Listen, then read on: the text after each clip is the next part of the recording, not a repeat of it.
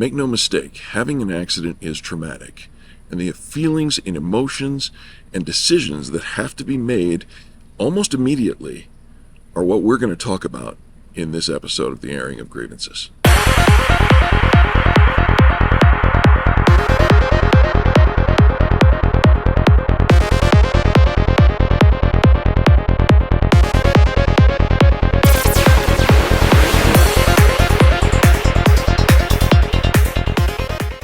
Hello everybody, and welcome back to another episode of the Airing of Grievances. I'm Eric Reamer, that's Robert Grieve, and we are very thankful that you are here today. Now listen, this is going to be an information-packed video, so we want to make sure that you are really tuned in and stay to the end, because there are going to be pieces of information that we're going to give you that are relevant to you if you're a consumer and you ever getting yourself into an accident, God forbid, or you if you are a shop owner and have to integrate with the people, the insurance companies, and the consumers that are coming through your front door.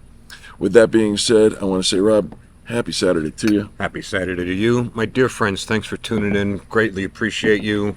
Yeah. Let's get those comments going. Absolutely.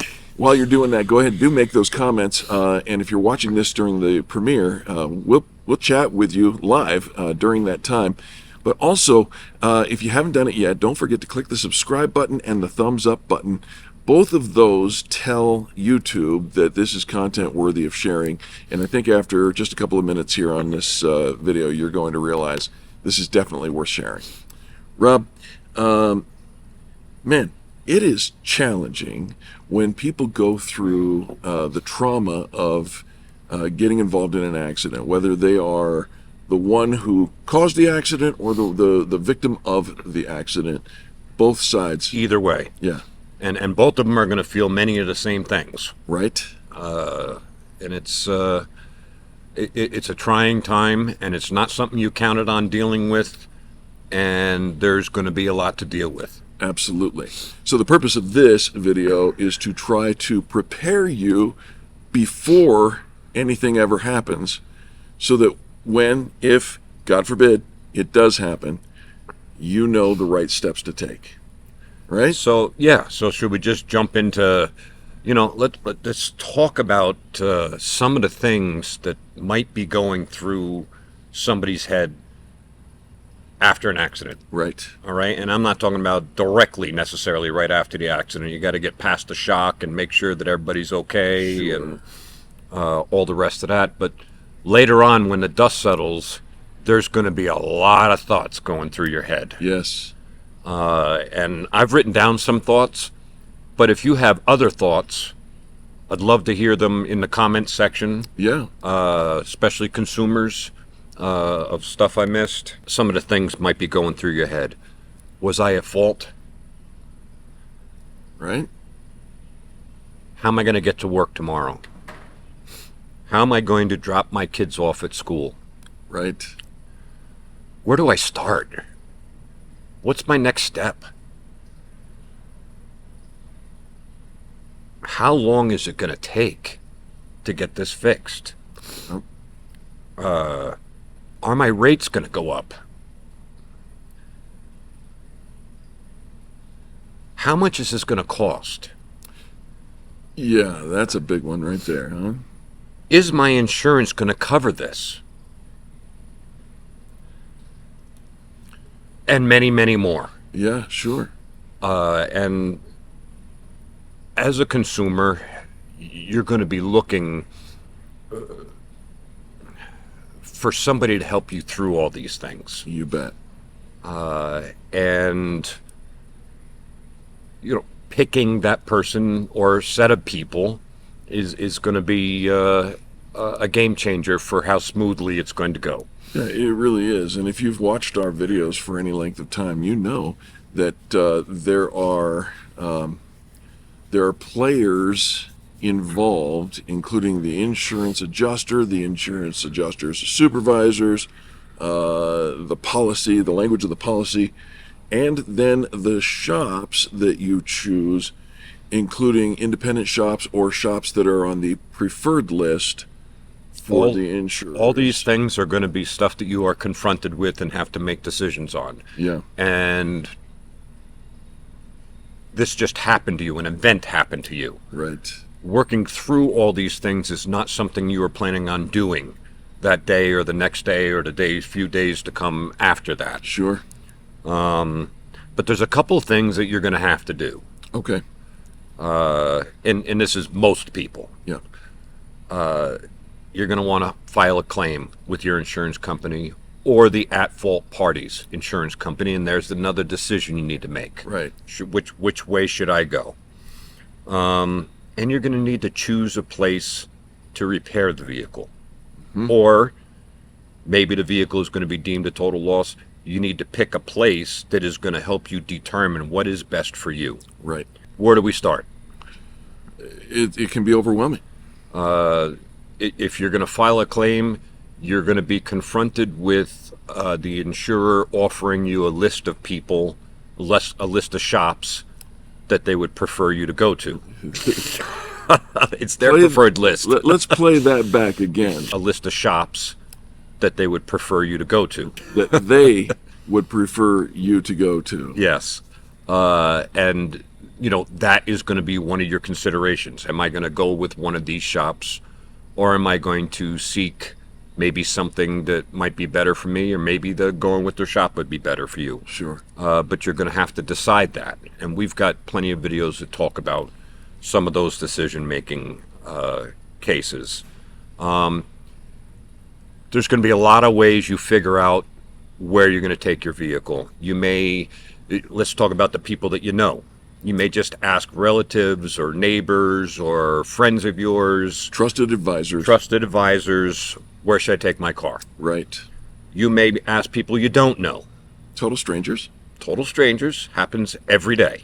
Social media, whether it's on Nextdoor app or Facebook or, whatever the case, you tell your story, you throw a picture up there, recommendations where to take my car, you're going to get them from every different place, and that may even add more confusion as to where to take the vehicle. That may be likely to add more confusion. What about doing a Google search and looking for, say, reviews, sites with good reviews? Yep. There's going to be a lot of different ways. It's not a case that people use one criteria anymore to decide where they're going to take their car. Sure. So it may be Google reviews. Yep. It may be the website. What does it say on the website? What kind of images do they have on the website? What kind of message are they portraying? You want to be close to home, pick a shop close to home. Sure. You may want to pick a shop, how fast can it get done? If they can bring you in right away these days, check their reviews. Yeah. All of this stuff is important, and as repairers, talking to the repairers, your digital image has to help answer some of these questions. Absolutely. And because this person that had that accident that's just sitting there like this, yeah, they need somebody to help them. Sure. And when that person finally whittles down to maybe 3 or 4 choices, maybe they're educated enough that they know they need to maybe take it to a certified shop that's certified to work on their vehicle, or that's not important to them. There's all these decisions, and we need to help. We need to be the people that help. Right. Those consumers get through this horrific experience for them. Absolutely. And that even starts with the person answering the phones. It absolutely starts with that. Well, it starts way before that. Sure. Because we have to get somebody to call us. Right. Right?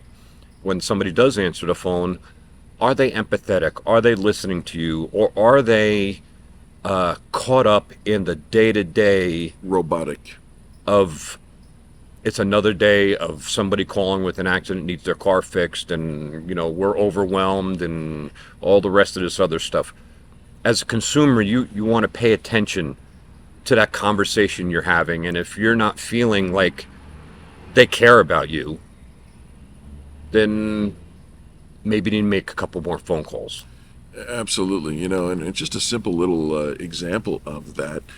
I can't tell you the number of times that I've walked through the front office here at Nylund's Collision Center, and I've heard the person on the phone say, "Oh my gosh, I'm so sorry. Are you okay? Is there anything else that I can do immediately to help?" Yeah. Right? Yeah. It demonstrates an empathy, an understanding of the bigger picture, and that's what this conversation is about. Yeah. And so, the future is here.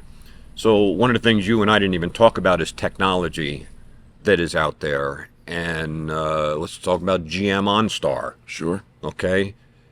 You're involved in an accident, depending on how bad it is, your phone is going to be ringing. Right. Actually, the car is going to be ringing. Right. They're going to come through the speaker and make sure you're okay. And do I need to dispatch medical help? And do I need to dispatch the police and tow truck? All the rest of that other stuff. Right. And that already starts to help you, make decisions on what to do. And they know what a traumatic experience you've been through, and they're very kind and empathetic. Of course. During that time, and they're there to help you. I saw a great presentation from one of the people at OnStar, and they care about you. Yeah. And they also care about you getting into another one of their vehicles. So they put the people that they hire to have these phone calls and stuff, they're there for you. You bet. You also have another thing that might happen. Maybe you have your insurance company's app on your phone, and the phone knows that you were in an accident. Sure. And now somebody from the insurance company is calling you. Yeah, calling you on your phone to make sure you're okay. And in either case, they're both going to be offering to get the car someplace for you. You bet. The manufacturer, the OnStar, if you will, or all the vehicles today have their own safety sense and so on and so forth. They're going to try to get you to one of their manufacturer certified places, because they believe that's what's best for you. I tend to agree. Right. The insurer, on the other hand, is going to probably try to get you to one of their approved shops. We call those DRPs. Yes, direct repair partners, programs, whatever you want to call that. I generally don't believe that is the right thing for you. But again, these are all decisions that you're going to have to make. Sure. I think it's important that first off, you as a consumer, I don't want to say plan for this, because hopefully it's never going to happen. But it happens all day, every day. Yeah. And you're going to have these questions and more, stuff Sure. that I didn't. And again, if you think of what's going through your mind and I didn't mention it, throw it in the comments. I'd love to hear. Absolutely. It only makes all of us watching the video better. Yes. And more prepared. But it's important to be able to find people that are going to help you through this process, and to plan ahead a little bit.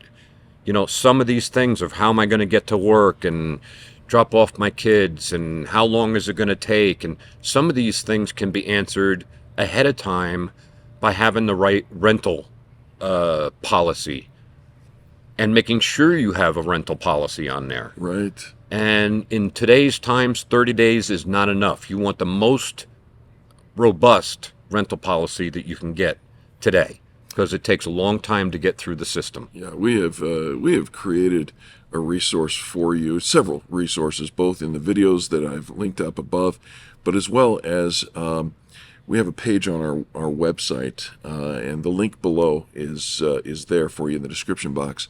And this links to almost a dozen different videos that we have covered about this process of what happens after an accident. Who should you prepare to talk to? What should you expect? How long is it going to take? What's it going to cost?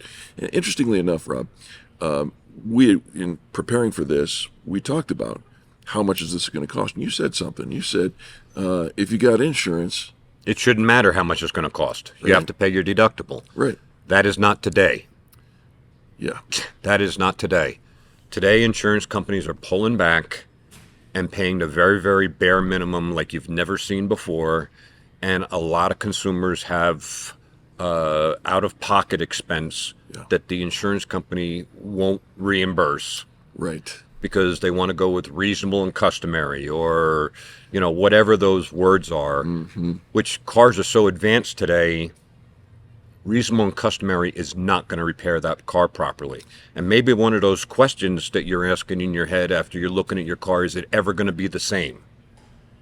And depending on who repairs it is going to be the answer for that. Yeah, if you're using aftermarket parts or salvage parts, the answer is no. It's never going to be the same. Yeah, it's not going to be the same. Yeah. And you'll lose value in that. Not only will you lose everything that's going on in front of you right now and all the time it's going to take to repair a vehicle and deal with all the parties involved, but it's not going to be worth as much anymore. Yeah, And when you go to sell it or trade it, that's going to be an issue.